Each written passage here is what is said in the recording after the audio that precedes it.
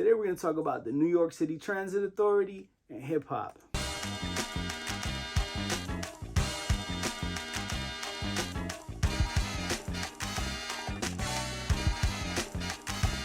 Of course, the MTA and hip hop go hand in hand since the very beginning. And if you've been living under a rock for the past 50 years or so, you would have no clue that subways and hip hop and graffiti are like synonymous with each other. So it was only rightfully so that eventually they joined forces in some marketing efforts. Now, to my knowledge, the very first hip hop Metro card came out in 1998.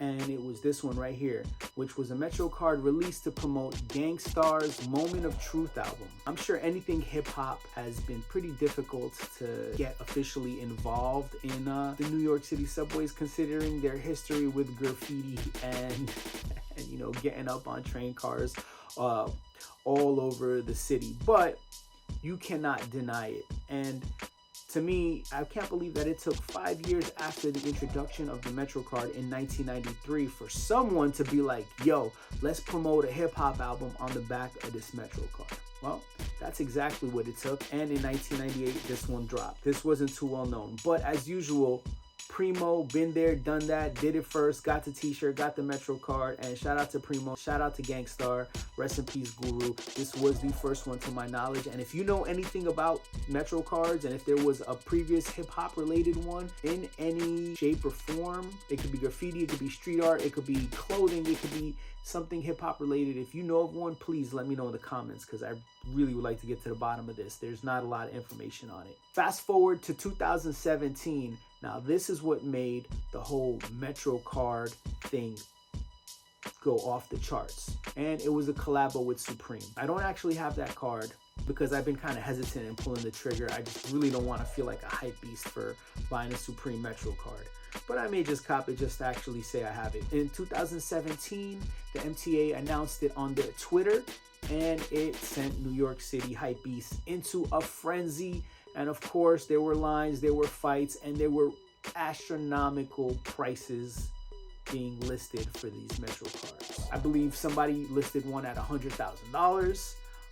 They were selling at an average of $100, and you know, it's the same thing that happens nowadays when there's a Supreme release. People stay in line, they camp out, they fight, they go crazy, and they resell it like a mofo. If you wanted to buy the Supreme Metro card right now, you could probably snag it for around 15 bucks. So if you're one of the people who just had major FOMO and wanted to flex a Supreme Metro card and you spent 100 bucks on it, or 1,000 bucks, or any more than that, bro, I feel for you. Now, 4 years after that, the closest one I could track to be anything hip-hop culture related was a b.i.g Metro card. If you're not familiar with b.i.g, they are pretty much a luxury streetwear brand that goes hand in hand with like Supreme, Billionaire Boys Club, and all of those like upper tier streetwear brands. This card was released in 2021 in celebration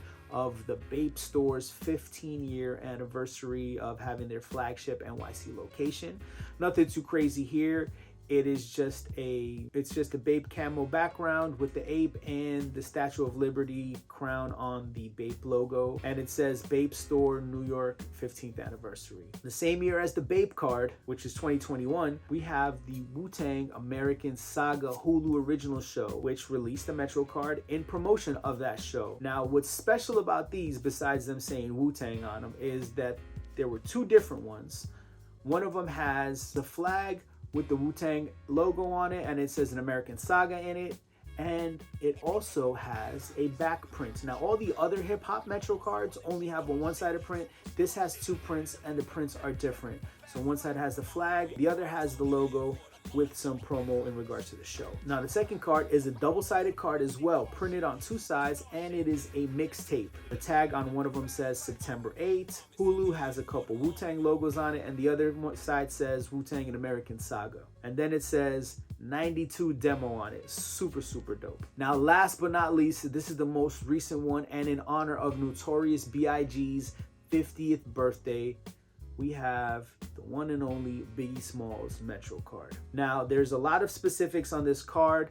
as to where there really isn't specifics on the other card, because this just came out, and you know, of course there were lines and people camping out and fighting and all types of stuff. And of course the usual high eBay prices, which someone listed it for close to 5,000, and most people sold them on average from 40 to 100 bucks, and they were actually selling at those prices. I think I seen one go for 250 at one point. This has the Bed-Stuy legend in his crown, which the story behind this crown, I don't know if you're familiar with. It is literally a cheap toy plastic crown that I think was auctioned off for over $100,000 not too long ago. And it has the iconic picture of him from the iconic photo shoot. Again, this was released for his 50th birthday, where they had a bunch of other activities like various events, and they even lit the Empire State Building for the one and only Christopher Wallace. This card was available only at select train stations, and I have the list right here. 50,000 of these were released, by the way, and they were released in Brooklyn train stations, the Lafayette Avenue station, Clinton, Washington Avenue, and Atlantic Avenue, and the Barclays station and Barclays Center. They were all released at 12:01 a.m. on May 21st, 2022. Now, if you're looking to cop any of these on eBay right now, which is probably eBay and StockX are the two places you'd be able to find them. The b.i.g card, I would say pay no more than $40, because that seems to be the average price that people are selling them and buying them for. I would personally look for a deal. $20 is a sweet spot for me, so all day I would cop these for $20. The Gangstar card, I know for a fact there are not many of these floating around, and if you're lucky, you could probably snag one for around 20 bucks. Maybe after this video, a little bit more. The Bape card goes for around 10 to 15 bucks. Sometimes you can snag a deal for a little bit less, but that's about a safe price on these. And the Wu-Tang cards, there's plenty of these, and I was able to snag these two on eBay for $5 a piece. As far as collectability, these are just cool trinkets and talking pieces for me. Thanks for watching. Make sure to like, comment, subscribe. Follow me on Instagram if I missed anything. If you have anything to add to the conversation or simply want to be like, yo, these things are dope, leave it in the comments. I'd love to hear from you. Peace.